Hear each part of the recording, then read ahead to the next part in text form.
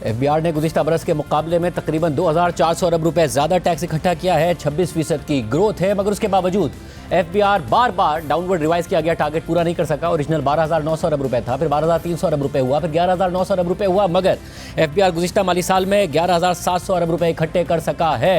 FBR का दावा है कि negative large scale manufacturing, economic growth target के मुताबिक नहीं, इन्फ्लेशन टारगेट से कम रही, उसके बावजूद एफबीआर ने अच्छा परफॉर्म किया है। इन्फोर्समेंट की मद में 8 गुना इजाफा किया गया, तकरीबन 865 अरब रुपए एफबीआर की तरफ से इकट्ठे किए गए हैं। मगर सवाल उठ रहा है कि अगर टारगेट नहीं पूरा कर सका तो आइंदा किस तरीके से पूरा होगा, किस किस एरियाज में ज़्यादा टैक्स इकट्ठा किया जाएगा, इन्फोर्समेंट क्या उस हद तक होगी कि जो टैक्स नहीं देते उनको टैक्स नेट में लाया जाए। कुछ रिलीफ दे दिया गया जो कि बजट डॉक्यूमेंट में ओरिजिनली नहीं था। इस सब पर बात करेंगे। हमारे साथ चेयरमैन एफबीआर राशिद महमूद नगरियाल साहब मौजूद हैं। नगरियाल साहब, बहुत शुक्रिया मुझे ज्वाइन करने के लिए। आज आपने प्रेस कॉन्फ्रेंस भी की और आपने बताया कि इन इकोनॉमिक कंडीशंस में एफबीआर की कारकर्दगी बहुत अच्छी रही है। आप हमारे साथ 3 हफ्ते पहले मौजूद थे और आपने कहा था कि 10.5% टैक्स टू जीडीपी कर लेंगे। गुज़िश्ता बरस 8.8% था, मगर 10.2% आप कर पाए। आईएमएफ से 10.6% का प्रॉमिस किया था। तो एब्सोल्यूट नंबर्स में ओरिजिनल टारगेट से तकरीबन 1,200 अरब रुपए कम और टैक्स टू जीडीपी का टारगेट भी एफबीआर नहीं मीट कर पाया। उसके बावजूद आप कह रहे हैं कि आपकी कारकर्दगी अच्छी रही। देखिए, कारकर्दगी अच्छी ना रहने या रहने का फैसला तो खैर हम नहीं कर सकते। हम जो बात कर सकते हैं वो डेटा की है। इस साल जो हमारा टैक्स टू जीडीपी रेशियो है, जो जिसमें हम बेसिकली देखते हैं, जैसे अभी आपने एक नंबर दिया है, वो FBR revenue to GDP ratio अगर हम देखें तो वो 10.2 के ऊपर हैं, जो पिछले साल 8.8 के ऊपर थे। और 8.8 से 10.2 का सफ़र का मतलब है कि 1.4 परसेंटेज पॉइंट का एक साल में इजाफा। आप देखें, ये जो जिस तरह आपने खुद कहा 2.4 ट्रिलियन एक्स्ट्रा आया है, लेकिन ये 2.4 ट्रिलियन किन हालात में एक्स्ट्रा आया, ये बहुत इंपॉर्टेंट बात है कि बस इशारा भी किया उसकी तरफ। ज़ाहिर है जब हाई इन्फ्लेशन रेट होता है तो हमारे लिए ईजी होता है वो करना। और अगर हाई इन्फ्लेशन रेट, मसलन अगर आप इस साल को पिछले साल से कंपेयर कर लें तो पिछले साल हमने 7.1 ट्रिलियन से 9.3 ट्रिलियन पे गए थे। इस दफ़ा हम 9.3 ट्रिलियन से 11.7 ट्रिलियन पे गए हैं। आप पिछले साल भी अगर आप उसको देखें तो रफली 2.2 ट्रिलियन का इजाफा था, इस दफ़ा 2.4 ट्रिलियन का इजाफा है। लेकिन पिछले साल जो सिर्फ इन्फ्लेशन की वजह से इजाफा था वो 1.9 ट्रिलियन था। अच्छा, अगर आप इस नंबर को देखें, ये मेरे पास पड़ा भी हुआ है, तो ये 1.9 ट्रिलियन का जो इजाफा है ये सिर्फ इन्फ्लेशन की वजह से था, और जो आपका इन्फोर्समेंट की वजह से था वो रफली 105 ट्रिलियन का इजाफा था। इस दफ़ा सिर्फ इन्फोर्समेंट की वजह से 865 बिलियन का है। 105 बिलियन का था पिछले साल, इस दफ़ा 865 बिलियन का है। आप ये देखें कि ये रफली अगर आप देखें तो 760 बिलियन जो है वो सिर्फ इन्फोर्समेंट की वजह से आया है, और इन्फ्लेशन की वजह से इस दफ़ा हमें बहुत कम फ़ायदा मिला। फ़ायदा तो खैर एफबीआर को मिलता है, ओवरऑल गवर्नमेंट को तो फ़ायदा नहीं होता उसका, क्योंकि इन्फ्लेशन के ज़रिए जो टैक्स बढ़ता है उससे परचेजिंग पावर हुकूमत की नहीं बढ़ती। तो पिछले दफ़ा जहां इन्फ्लेशन की वजह से 1.9 ट्रिलियन था, इस दफ़ा 0.76 ट्रिलियन था। तो मैं इसको ऐसे देखता हूं कि जिसे हम रियल रेवेन्यू कहें या ट्रू रेवेन्यू कहें या ट्रू परचेजिंग पावर कहें, उस सेंस में ये इस तरह का इजाफा पिछले कई सालों में देखने में नहीं आया। और अगर आप इसको देखें टोटल नंबर पे, जब हम कहते हैं कि टैक्स टू जीडीपी रेशियो जो है वो हुई है, बड़ी है, 10.2 पे गई है, तो आखिरी दफ़ा जो मैक्सिमम हम गए थे वो 2017-18 में गए थे एफबीआर रेवेन्यू का, दैट वाज 9.8। तो 9.8 तब था और पिछले साल 8.8 था, और बीच में ऐसे साल भी दे रहे हैं जैसे 2019-20 था, आपको पता है कोरोना का भी इशू था, तो हम 8.4 पे चले गए थे एफबीआर रेवेन्यू को देखें। तो मेरे ख्याल में ये 1.4 परसेंटेज पॉइंट का एक साल में एफबीआर के रेवेन्यू में इजाफा होना, मैं बिल्कुल आपकी बहुत दुरुस्त मानता हूँ कि अगर हम 10.5 या 10.4 पे जाते तो इससे भी अच्छी बात होती। हमारी कुछ रिकन्सिलेशन चल रही है, कुछ 30 बिलियन शायद और आ जाएगा, लेकिन वो स्टेट बैंक ने जमा कर लिया, लेकिन जैसे होता नहीं, but that doesn't matter. Essentially ये है कि ये फंडामेंटल शिफ्ट है, not only in terms of the tax GDP ratio में इतना इजाफा, बल्कि इस सेंस में भी कि उसकी क्वालिटी क्या है, क्या वो इन्फ्लेशन ड्रिवन है या इम्प्लीमेंटेशन ड्रिवन है। देखिए, टैक्स बढ़ाने के दो ही तरीके हैं ना, आप टैक्स रेट को बढ़ा लें या कंप्लायंस रेट को बढ़ा लें। ये जो मैं 760 बिलियन की बात कर रहा हूँ, ये purely which is more than the previous year 760 billion, वैसे 865 बिलियन है, ये प्योरली कंप्लायंस रेट बढ़ा के है। मैं इस पे भी सवाल करना चाहूंगा नगरियाल साहब कि आपने 760 अरब रुपए, गुज़िश्ता बरस कंप्लायंस 105 थी, इस दफ़ा 865 है, 760 अरब का जो इजाफा है, क्योंकि ऐसा लग रहा था आपके जो गुज़िश्ता इंटरव्यूज़ को भी देखें, आपके प्रेस कॉन्फ्रेंस को, कि जो एग्जिस्टिंग टैक्स पेयर्स हैं उस पर आपका ज़्यादा फोकस है कि वो सेल्स टैक्स की मद में चोरी करते हैं, कॉस्ट इन्फ्लेट करते हैं। आपने कुछ बेवरेजेस की भी मिसाल दी थी कि एक शुगर ज़्यादा कंज्यूम कर रहा है, अगर एक ही किस्म की ड्रिंक बन रही है तो ये हो नहीं सकता। आपने कुछ सीमेंट कंपनीज़ की मिसाल दी थी कि कोल को तो कॉस्ट इन्फ्लेट करके किस तरीके से वो टैक्स बचाते हैं। तो ये जो इन्फोर्समेंट है, ये जो ऑलरेडी टैक्स पे करते हैं, जो कि टैक्स नेट में हैं, उन्हीं के ऊपर आपने इन्फोर्स किया, ये भी डाइवर्सिफाइड था कि जो है नहीं उनके ऊपर भी किया? दो तरह के काम हुए शाहजेब। एक तो लार्जली जहाँ पे टैक्स की अंडर रिपोर्टिंग थी, टैक्स की अंडर रिपोर्टिंग एक्चुअली नहीं होती, सेल्स टैक्स हमारा मेन एरिया है, तो उसमें प्रोडक्शन की अंडर रिपोर्टिंग होती है, और दूसरा प्राइस की अंडर रिपोर्टिंग होती है। मैं आपको सिर्फ दो सेक्टर की मिसाल देता हूँ, शुगर में और सीमेंट में, दोनों में इशू था। अब होता क्या था कि शुगर की रिपोर्टिंग वो खुद करते थे कि हमने कितने की चीनी बेची, हमने वो सिस्टम ही बदल दिया, ना उनके पास इख्तियार रहा है, ना अब एफबीआर के पास इख्तियार है। हम पीएसबी का जो डेटा है वो लेते हैं, जो वो वीकली कलेक्ट करते हैं रिटेल प्राइस का, अक्रॉस द कंट्री कलेक्ट होता है, आपको पता है, एक स्टैंडर्ड मेथड उसके जरिए, और उसकी रिटेल प्राइस के साथ एक फार्मूला बना दिया है। अब शुगर की प्राइस, सेल प्राइस वही होगी जो उस फार्मूले के मुताबिक निकलेगी, वो मैथमेटिकल फार्मूला है, और उसके ऊपर एग्रीमेंट है हमारा और इंडस्ट्री का। इसी तरह सीमेंट के साथ भी हमने फार्मूला बना दिया। जब सीमेंट में हमने पहली दफ़ा 29 अप्रैल को ये फार्मूला ड्रिवन उसकी सेल प्राइस की, तो मैं मई का डेटा देख रहा था, पिछले साल का और इस साल का मई का, जो इसमें टैक्सेस कलेक्ट हुए सिर्फ सीमेंट सेक्टर में, वो कहीं 70% ज़्यादा हैं, कहीं 90% ज़्यादा हैं। इसी तरह शुगर सेक्टर का मैंने शायद एक दफ़ा पहले भी आपसे जिक्र किया था, कोई एनुअल इम्पैक्ट उसका 48 बिलियन का है। लेकिन साथ ही साथ अगर आपने देखा हो तो हमने थोड़ा सा काम, बहुत ज़्यादा नहीं किया, हमने पीओएस पे काम किया, और पीओएस जो पिछले साल रिटेल सेक्टर का इस वक्त पिछले साल 16% जो था वो पीओएस के ऊपर था। इस साल अगर आप देखें तो ये 20% उसके ऊपर है, पीओएस के ऊपर है।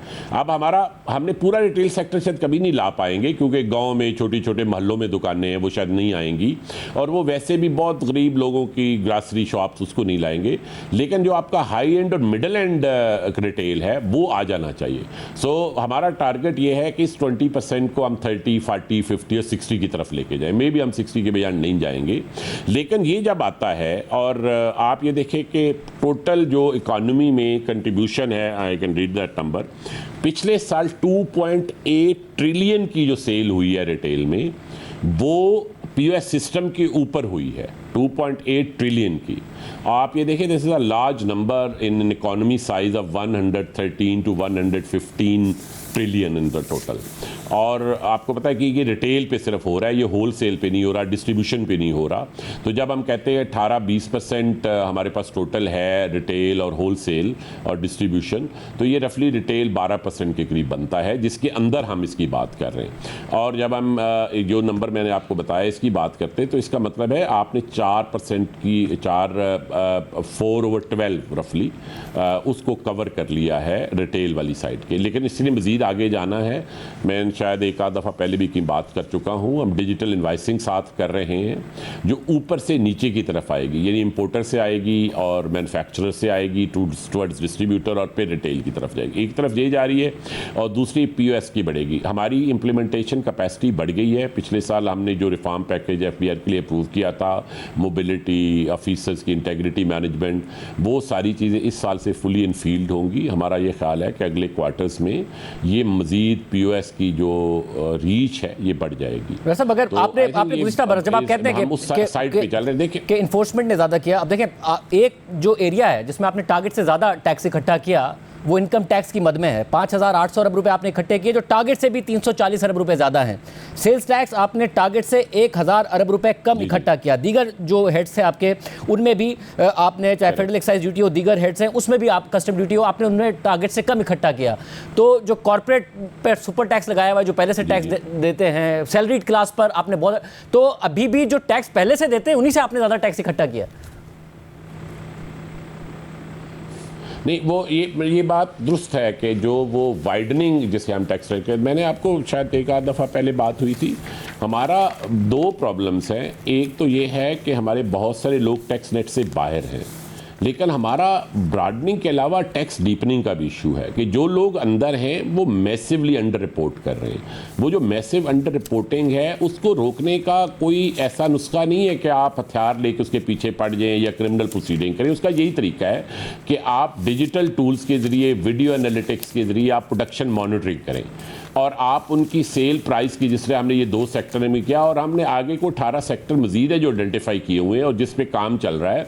ये इंशाल्लाह 1 साल में वो जो बड़े सेक्टर्स हैं आपके इकोनॉमी के, ये सब प्रोडक्शन मॉनिटरिंग में भी आ जाएंगे और इनकी सेल प्राइस के लिए भी इंडिपेंडेंट मेथडोलॉजीज अडॉप्ट हो जाएंगी जो ऑब्जेक्टिव हो, जो रिलायबल हो और जो FBR के हाथों में मजीद डिस्क्रिशन ना दें और ना ही डिस्क्रिशन टैक्स पेयर के हाथ में दें। ऐसा मगर गुज़िश्ता जब आप आए थे प्रोग्राम में, तो उसमें एक चीज जो अच्छी लग रही थी बजट डॉक्यूमेंट में, वो था कि जो नॉन फाइलर्स हैं या जो जिनकी डिक्लेयर्ड इनकम है, वो उसके ऊपर बहुत ज़्यादा क्रैकडाउन किया जाएगा।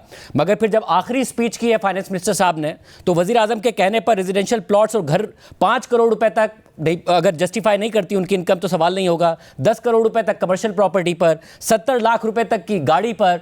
दरअसल तो जो आपने आगे बढ़ना था कंप्लाइंस में, ये आप कैसे आगे बढ़ेंगे जब 5 करोड़ और 10 करोड़ से ऊपर की जो प्रॉपर्टी खरीदते हैं वो कितने लोग होते हैं पाकिस्तान में? ये तो फिर आप एक स्टेप आगे लेके 2 स्टेप पीछे चले गए। शाहजेब, मेरा ख्याल है आपने बहुत पर्टिनेंट ऑब्जर्वेशन दी है। और होता क्या है, बजट मेकिंग का क्या प्रोसेस है? आप एक बिल लेके जाते हैं असम्बली में और वो फिर स्टैंडिंग कमेटी में, आपके इल्म में होगा कि इस दफ़ा budget making process underwent a fundamental qualitative change. The shift was कि इससे पहले class by class reading national assembly की स्टैंडिंग कमेटी ऑन फाइनेंस में नहीं होती थी। ये पहली दफ़ा हुआ है और मेरा ख्याल है ये मुल्क के लिए और डेमोक्रेसी के लिए एक बहुत पॉजिटिव डेवलपमेंट है कि जिस तरह बाकी अच्छी डेवलप्ड डेमोक्रेसीज़ में होता है कि उनकी स्टैंडिंग कमेटी उसकी क्लास बाय क्लास रीडिंग करती है। Myself, my MOS and my finance minister, we were spending रफली 7 hours a day before the standing committee with all kinds of questions coming up, जिसमें opposition के लोग भी थे, government के भी थे, कोलिशन के भी थे। I must give full credit to this committee कि जो हम उनके पास बिल लेके गए थे उन्होंने बहुत अर्क रेजी से उसके ऊपर सवाल किए, हमारे जवाब लिए, फिर उन जवाबों को एवेलुएट किया, काउंटर क्वेश्चन किए, सप्लीमेंट्री आंसर्स लिए।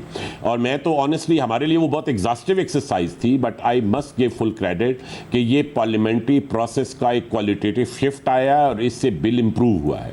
इंप्रूव कैसे हुआ है? जिसकी तरफ इशारा कर रहे हैं, इंप्रूव कैसे हुआ है? आप कह रहे एग्जॉस्टिव एक्सरसाइज थी, आप क्रेडिट दे रहे हैं तो बड़े डॉक्यूमेंट डिस्क्रेडिट हो गया। 5 करोड़ रुपए तक की अब आप नहीं पूछेंगे सवाल, 10 करोड़ रुपए तक की कमर्शियल प्रॉपर्टी पे, तो इससे ऊपर कितने लोग होते हैं? देखिए, मैं समझ रहा हूँ, जब हम बिल लेके गए थे तो हम वाकई नहीं चाह रहे थे कि इतनी हाई लिमिट हो, लेकिन जब कलेक्टिव विजडम उसमें ऑपरेटिव हुई, जिसमें कैबिनेट के कोलीग्स की भी थी, प्राइम मिनिस्टर साहब की भी थी और इस कमेटी की भी थी, वो ये थी कि आप पहली दफ़ा प्रिंसिपल ऑफ एलिजिबिलिटी को स्टैब्लिश कर रहे हैं। तो जब आप प्रिंसिपल ऑफ एलिजिबिलिटी को स्टैब्लिश कर रहे हैं तो इसको ज़रा जेनरस लिमिट के साथ शुरू करें। इससे पहले तो फाइलिंग और नॉन फाइलिंग का प्रिंसिपल था ना, इस दफ़ा एलिजिबल और नॉट एलिजिबल का मसला आप देखें ना। किसी बंदे ने अगर कमर्शियल प्लाजा लेना है तो वो तो 10 करोड़ में नहीं आएगा ना। इस वक्त तो लोग कमर्शियल प्लाजा 1-1 अरब की प्रॉपर्टी खरीद रहे थे और उनकी पीछे कोई डिक्लेयर्ड इनकम नहीं थी। मैं बिल्कुल आपकी बात से इत्तफाक करता हूं कि 90% of transactions now would remain with in the eligibility limit जो हमने, लेकिन ये एलिजिबिलिटी लिमिट वक्त के साथ कैबिनेट को इख्तियार दे दिया लेजिस्लेचर ने कि वो इसे मॉडिफाई कर सकती है। हम एक दफा इस सिस्टम को एस्टैब्लिश कर ले, इस प्रिंसिपल को एस्टैब्लिश कर ले, तो मेरा ख्याल आहिस्ता आहिस्ता वो सफर भी चल जाएगा। जैसे आज आप सवाल कर रहे हैं, मगर सवाल इसलिए इसलिए होता है क्योंकि ये जो एरियाज हैं, नहीं साहब देखें, प्रॉपर्टी की जो बाइंग सेलिंग है इस पर कैबिनेट इंटरवीन भी कर देती है, आप लोगों को 2 कदम पीछे भी हटना पड़ता है। पाकिस्तान में बहुत कम लोग हैं जो टीचर्स के शोबे की तरफ जाते हैं, टीचिंग के शोबे की तरफ। उन्हें 25% रिबेट का कहा गया था जो मिलता था, वो आपने रिवर्स कर दिया कि जो टैक्स है वो सबकी बराबर देंगे। उस पर काबीना नहीं मानी आपकी बात, मगर ये प्रॉपर्टी के लिए 5 करोड़ और कमर्शियल के लिए 10 करोड़ के ऊपर मान गए कि जी ठीक है, अगर आप जस्टिफाई नहीं करते आपके अर्निंग्स के मीन्स। नहीं, मैं पहले तो आपने सवाल बिल्कुल ठीक किया है कि ये जो रिसर्चर और टीचर्स की रिबेट थी वो नहीं हुई। देखिए, इस पे तो पूरी गवर्नमेंट में इत्तेफाक था कि इनको रिबेट मिलनी चाहिए। जो स्टैंडिंग कमेटी थी उसकी तीनों साइड्स पे, opposition, coalition partner and the cabinet के जो रिप्रेजेंटेशन थी, हमारे मिनिस्टर ऑफ फाइनेंस, सबका था। हमने इवन इन प्रोसीडिंग्स के दौरान भी फंड को लिखा। अब फंड का जो हार्मोनाइजेशन ऑफ टैक्सेशन रेट का प्रिंसिपल है वो इसके अगेंस्ट जाता है। प्रॉब्लम ये है, टैक्स रेट का उनका प्रिंसिपल ये है कि अगर एक आदमी किसी प्राइवेट सेक्टर में सुपरवाइज़र है और उसकी तनख्वाह 1 लाख रुपया है वर्सेस कोई बंदा किसी हाई मॉडर्न बीकन हाउस में टीचर है और उसकी लाख रुपया है, तो दोनों का टैक्स रेट एक होना चाहिए। उनका हार्मोनाइजेशन का प्रिंसिपल है, दुनिया भर में इसे माना जाता है। मैं ज़ाती तौर पर और हमारे मिनिस्टर साहब, हम सब इसके हक में थे कि ये रिबेट बरकरार रहनी चाहिए। गो ये वो हार्मोनाइजेशन के प्रिंसिपल के अगेंस्ट जाती है, लेकिन जब हमने फंड को इसके ऊपर लिखा कि उनका यही कहना था कि फेयरनेस ऑफ टैक्स सिस्टम के खिलाफ है, क्योंकि ये आप बंदे की टाइप से तय कर रहे हैं, उसकी इनकम की लेवल से तय नहीं कर रहे कि उसको कितना टैक्स देना पड़े। तो मगर इसमें जब आपने नेशनल असेंबली की स्टैंडिंग कमेटी को इस हवाले से बताया और आपने कहा कि IMF को इस बात पर एतराज़ है, तो आपने साथ ये कहा कि अगर हुकूमत चाहे तो कुछ ना कुछ दे सकती है, यानी कि गवर्नमेंट कोई सब्सिडी दे दे बजट में अगर पॉसिबल है, जिसके ऊपर नफीसा शाह साहिबा ने भी कहा कि कोई स्पेशल अलाउंस दे दें टीचर्स को। मगर जो बिलाल अजहर कियानी साहब हैं, स्टेट मिनिस्टर ऑफ फाइनेंस, उन्होंने कहा कि नहीं, कोई फिस्कल स्पेस नहीं है हमारे पास।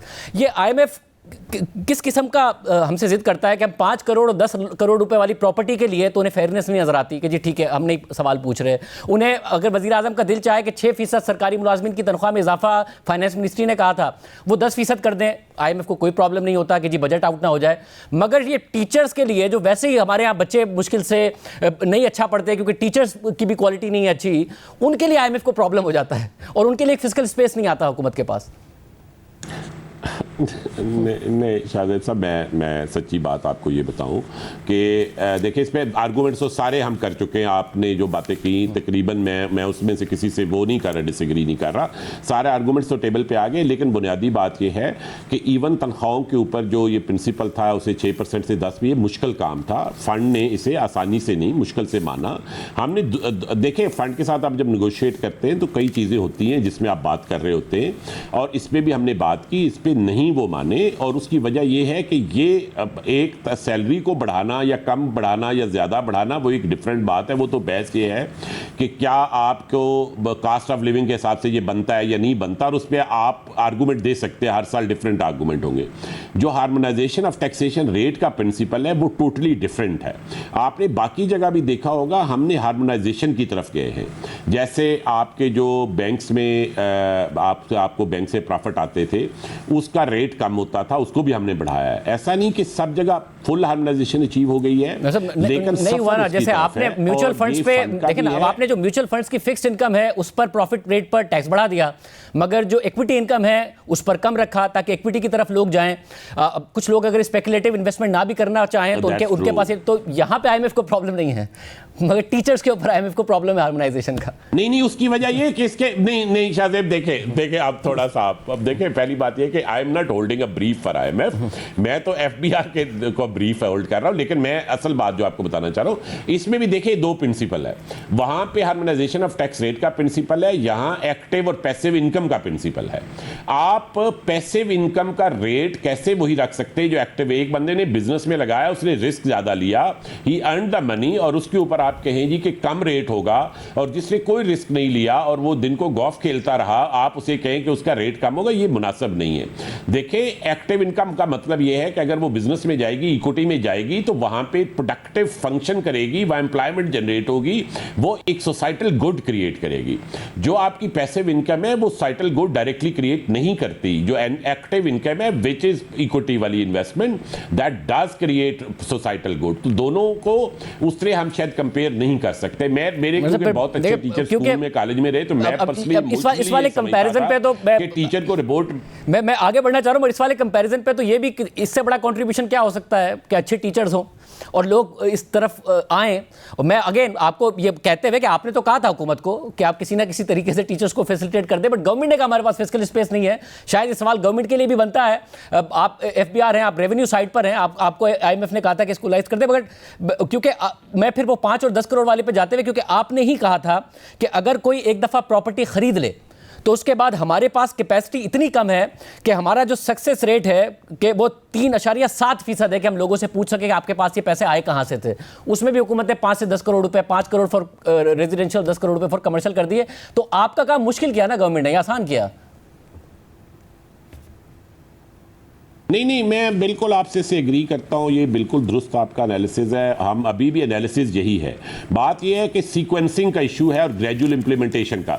सो मेरा व्यू ये था और एफबीआर का व्यू ये था कि इसे ज़्यादा अग्रेसिव इंप्लीमेंटेशन होनी चाहिए। लेकिन जब कलेक्टिव विजडम उसमें आई तो कलेक्टिव विजडम ये थी कि नहीं, इंप्लीमेंटेशन को ज़्यादा ग्रेजुअली करना चाहिए। आई थिंक हम सब प्रपोज कर सकते हैं, लेकिन कलेक्टिव विजडम का कोई सब्स्टिट्यूट नहीं होता। जहाँ पे और लोगों की बात भी सुनी जा रही हो, सिर्फ यहां चेंजेस नहीं हुई। आपने देखा होगा कि हम जो बिल लेके गए थे उसमें बहुत जगह चेंजेस आई हैं। रफली 50 to 60% of the recommendations of the senate committee and the national assemblies standing committee were actually incorporated into the bill. And I think ये प्रोसेस की क्वालिटी है। May be this not the best decision, कोई optimal decision होता नहीं है। Physical policy making grey area में operate करती है, ब्लैक वाइट साइंटिफिक फैक्ट्स की तरह नहीं होती। तो मेरे हिसाब से अगर ये, लेकिन क्योंकि क्वालिटी ऑफ प्रोसेस इंप्रूव हुई है तो इस साल भी इंप्रूवमेंट हुई है बिल में, अगले सालों में हम देखेंगे और इंप्रूवमेंट होगी। अच्छा, मुझे ये बताइएगा कि अब नाउ विद 11.7 ट्रिलियन आपने अचीव किया, अगला साल है 14.1 ट्रिलियन का, यानी कि आपने इस साल 2400 अरब रुपए ज्यादा इकट्ठे किए और इस माली साल में जो आज से शुरू हो गया 1 जुलाई से, उसमें आपको फिर 2400 अरब रुपए ज्यादा इकट्ठे करने हैं। पिछले साल 1300 अरब रुपए के इजाफी टैक्स लगाए थे, मगर इस साल आपने 462 अरब रुपए के इजाफी टैक्स लगाए हैं। तो कैसे 2400 अरब रुपए इकट्ठे कर पाएंगे अगर आपने टैक्स भी पिछले साल के मुकाबले में? जी शाहजेब, मैंने उसका एनालिसिस किया है। पिछले साल बिल्कुल 1300 अरब के जिसका इजाफी टैक्स आ रहे थे, उसमें से कुछ टैक्सेस ऐसे जिन्होंने ऑपरेटिव ही करंट ईयर में होना है, वो पिछले साल थे ही नहीं। जैसे इनकम टैक्स की रिटर्न आपकी सितंबर में होती है, तो हमें जो एक्चुअली पैसे आए टैक्सेशन मेयर से वो 805 बिलियन आए इस साल। और आप ये देखें कि कोई 766 हमें इन्फ्लेशन से आए, क्योंकि इन्फ्लेशन बहुत गिर गई थी। आपका टोटल इन्फ्लेशन और नॉमिनल जीडीपी ग्रोथ मिला के 766 बिलियन आए और 865 इन्फोर्समेंट से आए। और आप ये याद रखिए कि इन्फोर्समेंट या कंप्लायंस रेट, इसमें ये हमारा पहला साल था रिफॉर्म्स का एफबीआर में, और उसमें से कुछ चीज़ें ऐसी थी जिनके रिजल्ट्स पहले साल में आने थे, ज़्यादा अगले साल में आने थे। मैं ये नहीं कह रहा कि अगले साल का टारगेट चैलेंजिंग नहीं है, बिल्कुल चैलेंजिंग है। ऑटोनोमस ग्रोथ की उसमें हमारी जो एजम्पशन वो 11 या 12% की है, क्योंकि एक लो इन्फ्लेशन ईयर आया है, तो ख्याल ये है कि इतना लो इन्फ्लेशन ईयर अगला साल नहीं होगा। तो ये 11-11.5% के ऊपर कैलकुलेटेड है।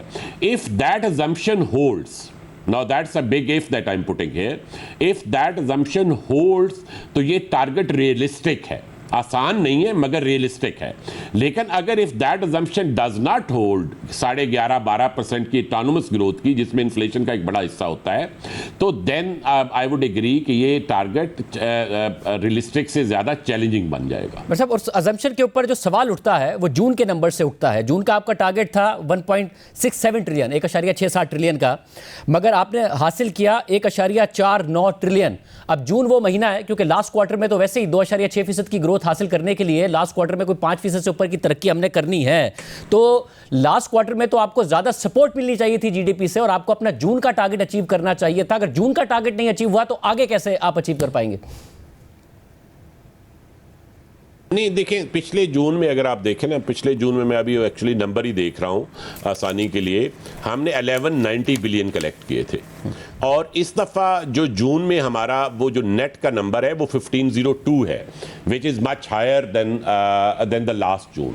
तो ये ऐसे है कि जिस तरह हमने जुलाई में पिछले में जो नंबर, तो पिछले जुलाई से कंपेयर होगा ना, तो जून ने जुलाई से नहीं होना, तो पिछले जुलाई से हम ये ज्यूम करते हैं कि हम 20, ये टोटल देखिए 19 to 20% इंक्रीज बनती है।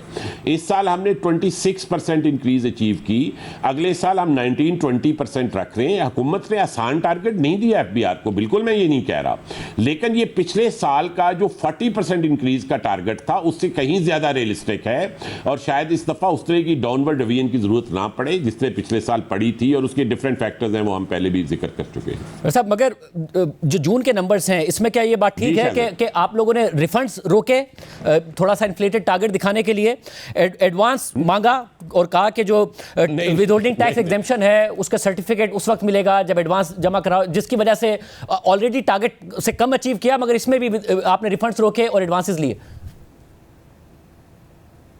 शाहजेब, हर साल ये गुफ्तगू होती है जून में, और हर साल जून में भी होती है, दिसंबर में भी होती है।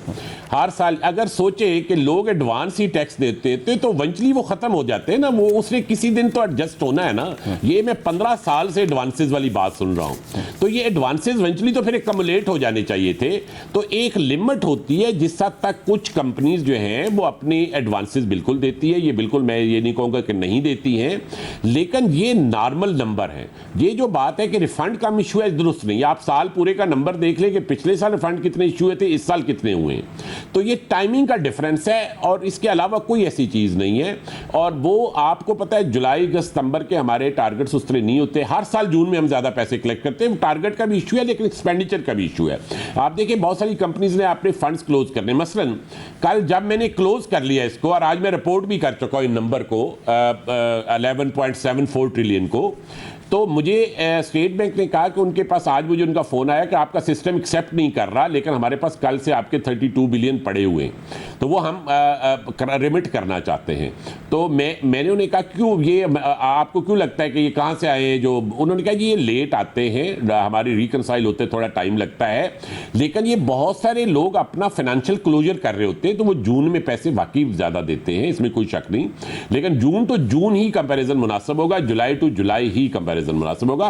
तो अब आप जुलाई का जब टारगेट आपके सामने आएगा तो ये पिछले साल के टारगेट से 18-19% ही ज्यादा होगा, इससे ज्यादा नहीं होगा। साहब एक चीज जिसकी आप बार बार कमिटमेंट कर रहे हैं, आपने उसमें भी कहा, अपनी प्रेस कॉन्फ्रेंस में भी कहा कि आपका काम है कि जो लैक ऑफ ट्रस्ट है, जो ट्रस्ट डेफिसिट है आवाम का एफबीआर के साथ, उसे कम करना है। आपने बताया कि क्या रिफॉर्म्स आप कर रहे हैं, एम्प्लॉइज के हवाले से प्रमोशंस नहीं दे रहे हैं उन लोगों को जिनका ट्रैक रिकॉर्ड अच्छा नहीं था, जिन पर करप्शन के इल्जाम थे, रेपुटेशन ठीक नहीं थी। बट जो नए इख्तियारात हैं, आपने ये भी कहा कि गिरफ्तारी के इख्तियारात दुनिया भर में होते हैं, जो टैक्स उनका इदारा होता है, मगर पाकिस्तान की हिस्ट्री ऐसी है जिसमें ज़ाहिर एफबीआर पर खुद पर बड़े इल्जामात लगते हैं, रिश्वत के भी लगते हैं, इसके अलावा लोगों को हरास करने के भी लगते हैं। और पाकिस्तान की अपनी हिस्ट्री ये है कि अगर नैब का काम था करप्शन रोकना, उसके पास इख्तियारात आए तो वो पॉलिटिकल विक्टिमाइजेशन के टूल के तौर पर इस्तेमाल होने लगा, सबसे करप्ट इदारे के तौर पर नैब सामने आया। तो ये इख्तियारात कहीं इसी मद में तो नहीं इस्तेमाल होंगे पाकिस्तान की अपनी हिस्ट्री को देखते हुए? Shahzeb, I am actually very thankful to you, grateful to you कि आपने ये सवाल पूछा, ये बहुत इंपॉर्टेंट सवाल है। देखें, क्रिमिनल पावर किसी ऐसे अदारे को देना जिसके अंदर सब कल्चर अच्छा ना हो, ये एक बड़ा हाई रिस्क है। और जब हम ये सारी ड्राफ्टिंग कर रहे थे तो हमारे ज़हन में यही मकसद था।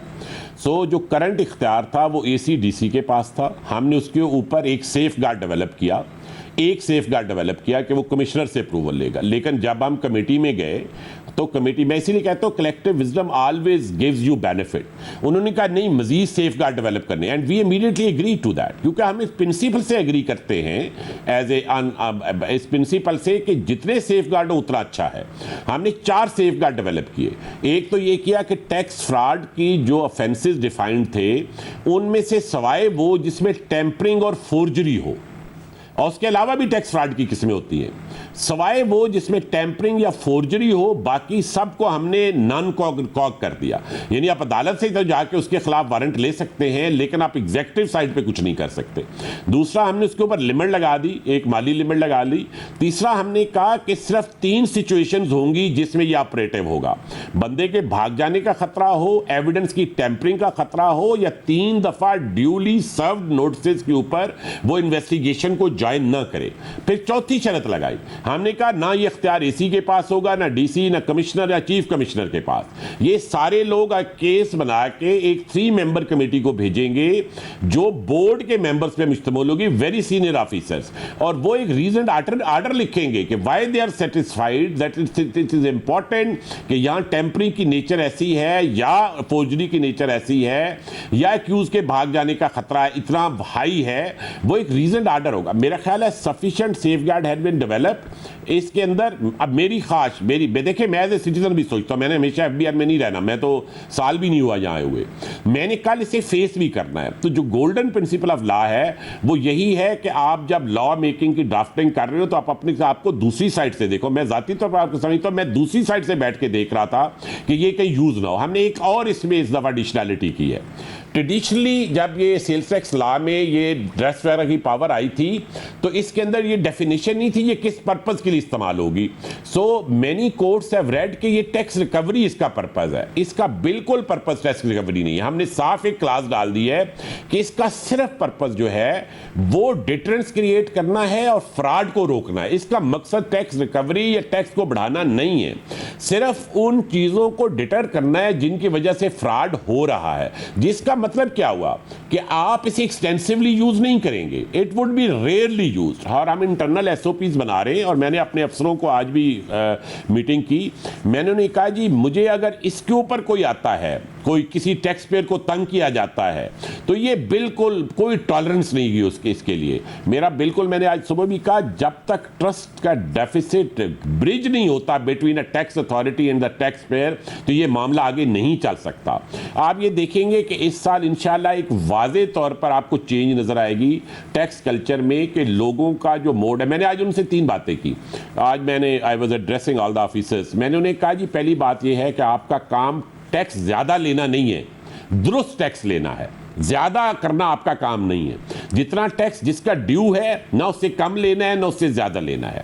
और दूसरा, आपके जिम्मे ये काम नहीं है कि आप ये साबित करते रहें कि जो बंदा कोई किसी बंदे ने टैक्स नहीं दिया, कम दिया, अवॉइडेंस की, इसके ऊपर कोई क्रिमिनल प्रोसीडिंग नहीं। Until somebody does an active tax fraud. Active tax fraud से मुराद है कि उसने फोर्जरी की, टेम्परिंग की, इसके अलावा नहीं है, बाकी सब में तो आपने इसमें नहीं जाना। तीसरा मेरा जो उनको मैसेज था वो ये था कि FBR should be seen as a compassionate organisation, not as an extractive organisation.